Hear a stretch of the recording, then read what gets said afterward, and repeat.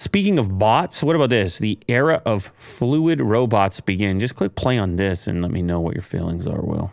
I think you might be disturbed. Magnetic slime robot. Are you hungry?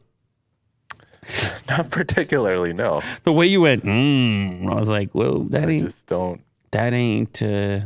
Oh, it's grabbing it. That ain't a hot fudge sundae, Will.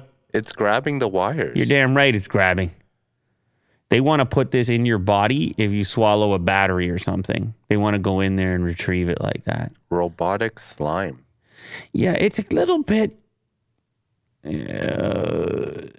confusing. Well, not confusing, but like maybe slightly misrepresents. See, it's going to get the battery, the watch battery.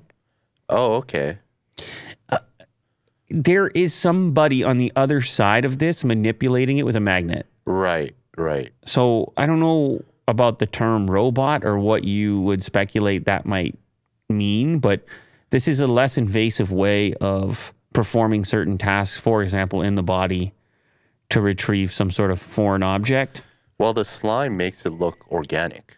Like it's super organic. Living. Somebody says it's venom. That's venom. Oh, the symbiote?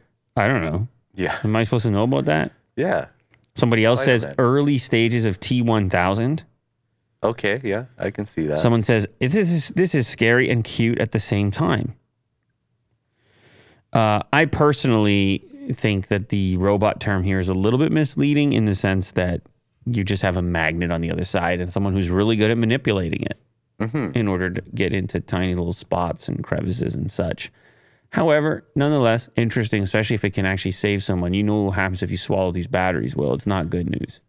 Yeah. Once the stomach acid and such starts doing work on that. You don't feel energized? Oh. That's not even funny, man. It's not even funny.